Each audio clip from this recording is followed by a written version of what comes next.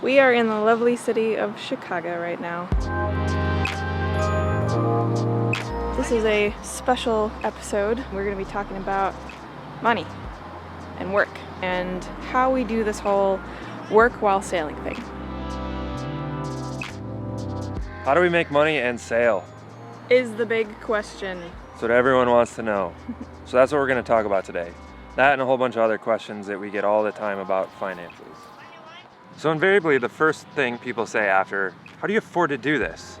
The question is, are you rich? Self-employed? Are you retired? Did you win the lottery? Are you trust fund kids? The answer to all of that is no.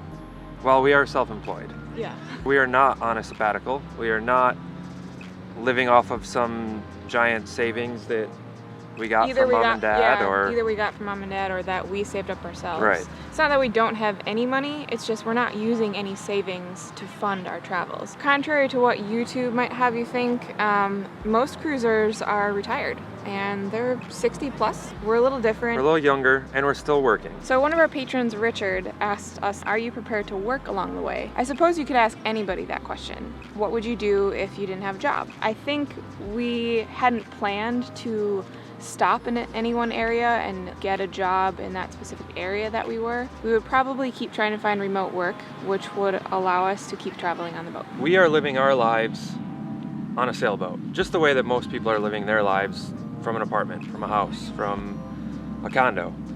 We just chose to do everything from the boat. Next question. Dustin asked us, what do we do for work? So we have 3 remote income streams. We have rental property income from our YouTube channel, and I still work a remote job. I used to work a remote job, but now I actually edit our videos full time.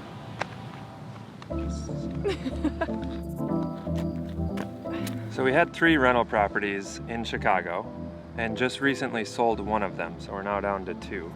We actually didn't want to sell it. We were forced to sell it, but sidebar. So now we have 2 rental properties which make up about 20% of our income. All of our YouTube sailing Soulianis stuff makes up about 30% of our income. And that includes Patreon, YouTube ads, and other extras like boat buying dashboards, new swag. Yeah. And then my remote work brings in about 50% of the rest of our income. I started working remotely about 8 years ago. It started out just like maybe a day a week here and there. And over a number of different job changes and a bunch of different years, it slowly grew and grew and grew.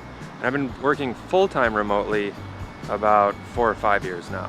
Often I'd be offered a raise, and instead I'd say, can I just work more hours remotely, or can I just work less hours instead of taking more money?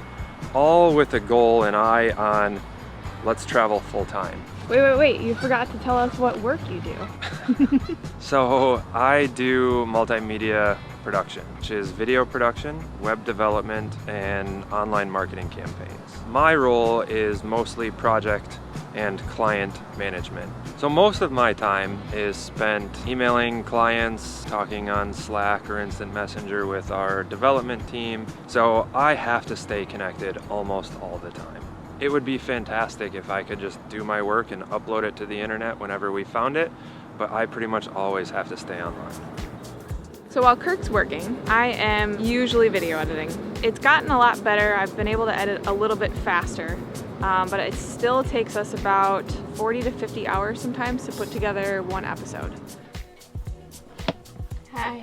Most of that time is spent looking through all of our footage, picking out all the best clips, putting them in the timeline, and then that's where you'll find me sitting there and just staring at the computer because I'm trying to figure out how to put the story together. So intent. I'll do one pass of that, and then I say, hey Kirk, have a look. He'll watch it and give me notes. This part is weak, or these shots aren't that great, or we need to reverse these sections. Then I go back at it, do another pass. That's when I rope Kirk back in to help me with voiceovers. Follow along to see if we're still married when we're done. I get those in, and then my job is done, and I send the episode officially off to Kirk, and he does the audio and the color.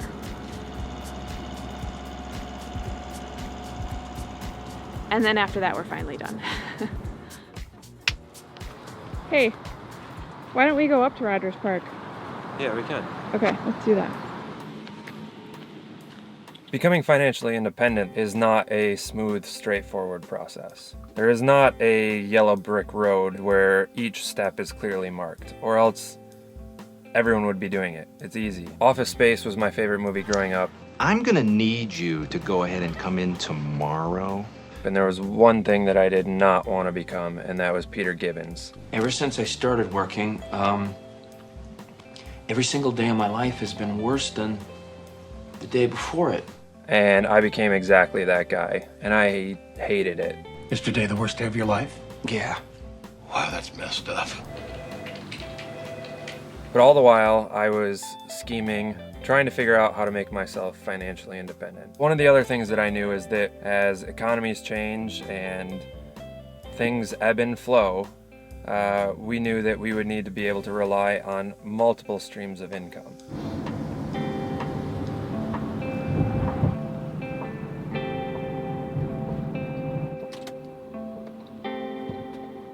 Quick stop for coffee. You coming in?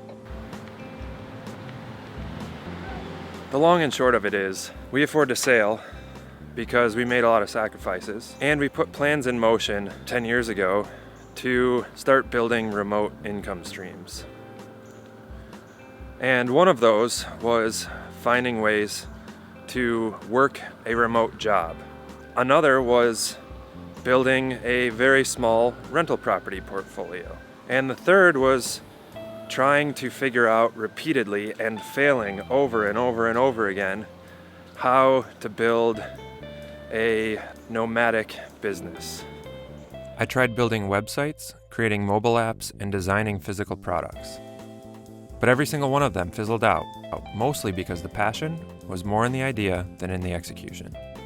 Lauren and I started our relationship in college working on projects in our video production classes. And ever since then, we wanted a project for us to be able to work on together.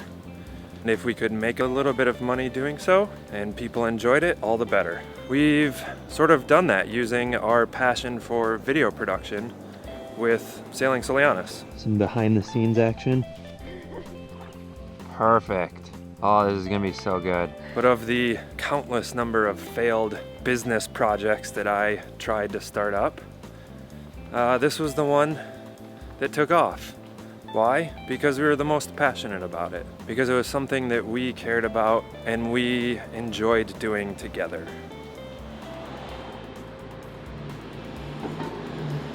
What you got there? Cortado, sort of a large cortado. It's one of my favorite things. Coffee. What's our budget for sailing? We kind of arbitrarily picked $3,000 a month when we first bought our boat. I say arbitrarily because we didn't know yet how much it would cost to live on a boat, but we took a guess based on how much we normally spend on land. We haven't really stick to it, and not because, I don't know, what were we spending money on that is kind of ridiculous? Like, I don't know. expensive clothes. Gold watches? Yes, gold watches. We've just been buying tons of stuff for the boat. I just wanted to ask you how much of that coffee is in our budget? What's our coffee budget? $30 a month. It's definitely an integral part of the creation of our videos, so I would say it's worth it. Clark and Devon. Spent a lot of time there.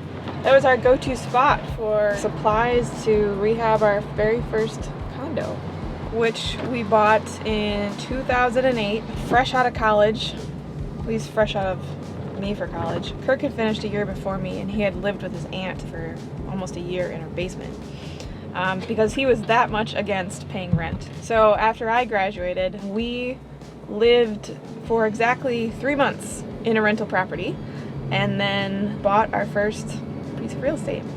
We got kind of lucky because it was right after the first big dip in the market. So this place that we had bought had already lost, like, I don't know, 50% of its value, I think. Yeah. in a couple months. So if we had to have sold it at that point, we definitely would have lost.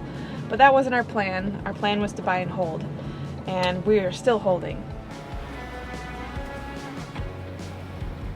One thing to note about our very first property was it had no kitchen. There was no sink, no cabinets, nothing. There was a refrigerator, I think, and a stove sitting in the middle of the room. It was a big project, and it took us the better part of a year to actually complete the rehab. And we did that all while Kirk was working full-time, 9 to 5 at an office job, and I was working nights and weekends waiting tables. So when we lived in Chicago, we did not really get to experience Chicago very much, which was kind of a bummer, but we were still young kids. So now we get to come back here once or twice a year and, I don't know, kind of be tourists, visit people, go out for a cocktail. This is Rogers Park. It's the farthest north you can go and still be in the city of Chicago and still be on Lake Michigan. This is our third rental property, which we actually just sold this spring, which was in much better shape than the first condo we bought, but it still needed a basic facelift. With the help of my parents, we whipped it into shape in just a few days. So when we say that we have rental properties, everyone's reaction is always, how do you manage a rental property while living on a boat? Well, we've actually always managed our rental properties remotely. We bought our first property in 2009 and decided in December of 2009 we wanted to travel to Australia. So we hurry up, finished the renovation of the property, put it up for rent, and immediately moved to the other side of the planet. There has not been a single year that we've been in the same city or state, let alone even half the continent, as our rental properties. So we've managed them remotely since day one. So adding a boat to the mix really doesn't change the equation at all. We don't hire a management company. Our rental properties are all self-managed. We've really benefited from the fact that we only own condos. So we don't have to deal with the roof, we don't have to deal with the exterior, we don't have to deal with landscaping or all of that. The homeowners association for the condo building takes care of that for us, which has made managing our rental properties extremely easy. And whether we're living on a sailboat, living across the country, across the world, or 3 blocks away, if there's an issue with the plumbing, I call a plumber. If our appliances are broken, I call an appliance repairman. There's not really a whole lot else that needs to happen. The only time where we've really felt like we wanted to be here at our rental properties is when our tenants turn over. And in the 10 years that we've been doing this, with the 3 properties that we've had, that's only happened 4 times because we have really focused on tenant selection and finding people who we feel will treat our properties like their home and take care of them really well. And that has made all the difference in the success of our rental property, as opposed to all the horror stories we hear from a lot of other people who do this.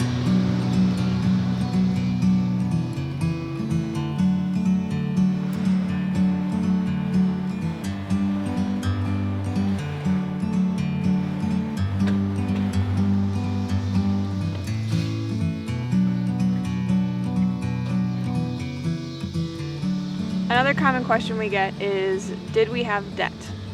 And the answer is yes. I think it was about $60,000 in student debt when I graduated, and it took me about 10 years to pay it off. I paid it off, I think, 1 year before we bought the boat. Yeah!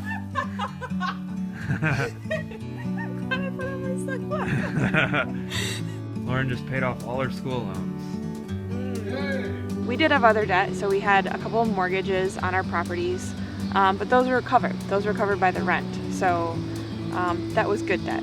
So after people ask how we afford to sail, the next question is usually like, how much does it actually cost? We've been keeping very close tabs on our monthly budget. We'll probably do another video which will go into our budget in a little bit more detail, but in the meantime, feel free to check out the monthly cruising budget blog post series on our website. And one last thing, we just launched our shop where you can get shirts like this all designed by Kirk. You can also get a couple of coffee mugs because I love coffee. And we have organic lip balm that is made in Michigan, with love, of course. So, if you're interested, check it out on our website. I think this is our first real storm.